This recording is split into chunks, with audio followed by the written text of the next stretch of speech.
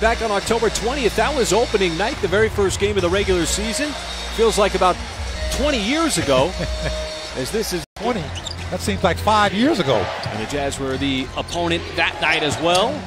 As the opening possession has Donovan Mitchell sending it over to the corner. That is Mike Conley, contested mid-range jumper, and that is good. Well, they're going to call it a three. We were Conversation, but Wiggins getting that first start of his career is always a very, very exciting moment for a young player. Wiggins, Giddey, and JRE in the first bucket of the game for the Thunder comes from 3 big-time threes late in the game. Still wasn't enough because they end up losing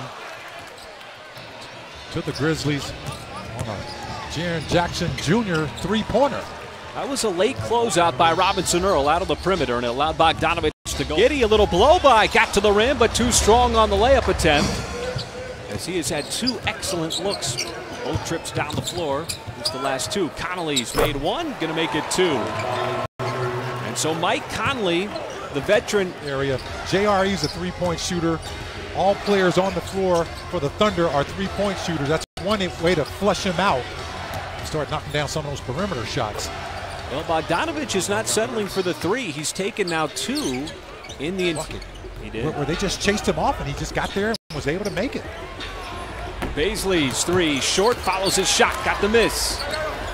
Finds a cutting Giddey, he'll kick it back outside, a wide open door 3, and he buries it from the outside. I tell you, he takes a ton of threes. Over 83% of his shots are from downtown. 3rd most in the NBA. Giddey, nice move, got Hassan Whiteside in the spin cycle, and the turnaround drops in. You know, I don't know if he...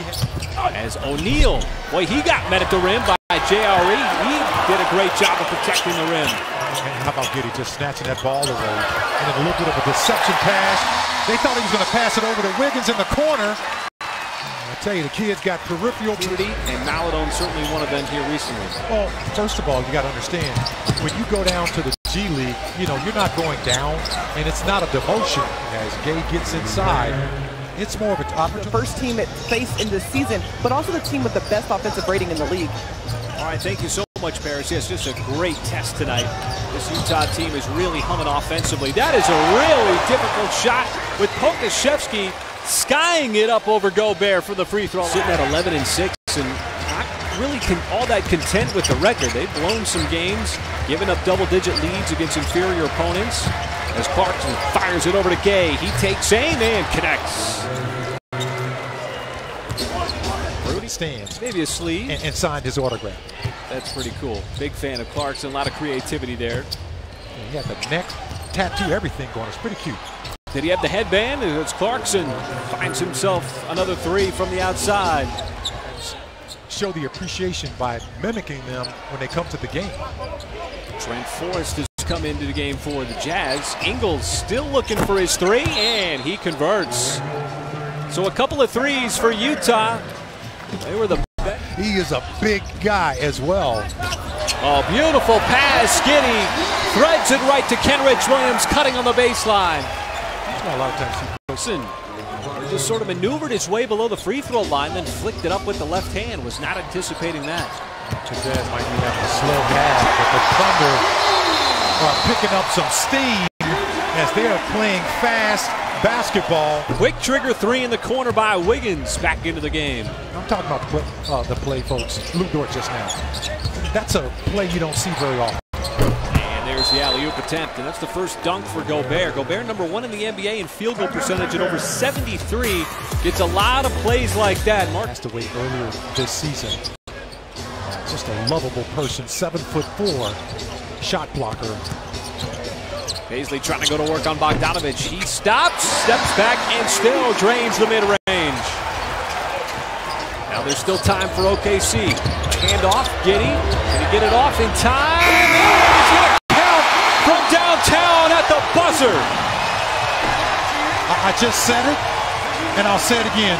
I don't know what he wants to do. Just 7 out of 26 from 3. That's one of the reasons why the Thunder held to just 49 points over the first 24 minutes. As Dort slips it underneath, and the reverse by JRE. using the rim to negate any kind of shot blockability. The thing that Dave West really mentioned coming out of the road trip was just his IQ, his basketball IQ, and that's got to be one of the reasons why he's been able to find some success here in the first 17 games of the season. And, you know, the coaching, you know, I think it's such an un-in layup by Conley. Well, those are the kind of plays that OKC really limited in the first half. Here's another one, and those are the fast break opportunities. Utah had just 2 fast break points in the first, but that's back-to-back plays. A 14-2 run. I like Nick's baste. Are you going to baste the turkey tomorrow, Michael? Yeah, well, yeah, I'm going to start at 6 a.m. in the morning. And I'm going to roast it. Seems like he's got a full day in front of you. Is Lou Dort trying to stop with the Dort deuce and the 3 from Robinson Earl. He has just been so impressive as Dort off the deck. His 3 as he cashes it in, repping the cards from 3. Taking himself on the shot. Mitchell whips it cross court to Bogdanovich. He's double teamed, and Gobert left open after the double came. Once the pass got through, it's almost impossible. He's standing flat-footed. He can reach up to 9.9, what, 9 feet 6 inches? The basket's only 10 feet. Dort has to put it up with the shot clock expiring, and it does not matter as he splashes it home. Position for the Jazz coming over from the Pacers. Because of his three-point shooting, just adding to what is already a deep arsenal for the Jazz. Giddey got right by O'Neal in the reverse layup as he spun it home.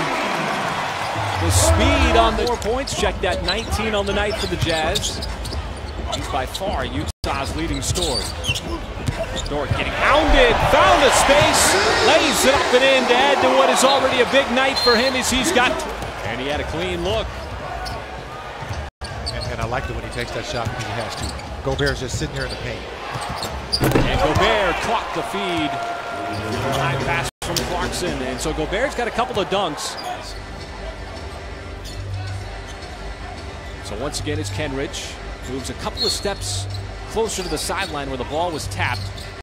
Got it to Poku. Poku caught it on the baseline just inside the block, and that is going to count. Just as the buzzer was expiring, man, what a way to open the fourth quarter with a solid defensive play like that. And the backdoor alley-oop, Giddey put it on the platter for Kenrich Williams. And the high, hard one dropped in. Great telepathy between those two. As Gay, a 3 from the outside for the Jazz. Wow, they're just scrambling for loose balls and scrambling, doing their rotations on defense. Ty Jerome, he'll let it go from downtown as he gets into the mix. Shot off, but it rolls off the rim. And good contest at the rim, too. No easy shots. Poku to Williams, got a head start right to the rim. The scoop and score with no Gobert on the floor. He took a lot of. You see the great defense corralling Donovan Mitchell, who has just been a non-factor offensively here tonight for the Jazz. Jazz leading scorer, but Jordan Clarkson picking up a little bit of that slack, Michael, as he's got 18. Sitting on just 7 points, but he's got 5 assists. Giddey, and the slip pass after the screen results in a turnover. Gobert rumbling, and he's got another slam. As the alley-oop attempt got sniffed out and busted up by OKC. Here is Giddey driving hard, will finish in transition. And that's something that's hard to do. Giddey once again running that screen action out on the perimeter with Robinson Earl. As Baisley is shut off. Up to the top, it's a Giddey catch fire 3 to tie this game at 101. And both these teams have been throwing. Mitchell crosses up and sidesteps, but missed the layup. Got his own rebound, trying to create a little space, and somehow banked it in. The previous 2 offensive possessions for Utah. But Mitchell had been just completely nullified as that 3 from JRE over the outstretched arm of O'Neal rips the cords. And it's a 3-point game. There's a Giddey 3. As Mitchell crashes all the way to the rim. And Utah is one of the top efficiency teams in the league. They know when to score. And even though their perennial all-star wasn't having a good game tonight, he made the buckets down the stretch when they needed him to in Donovan Mitchell.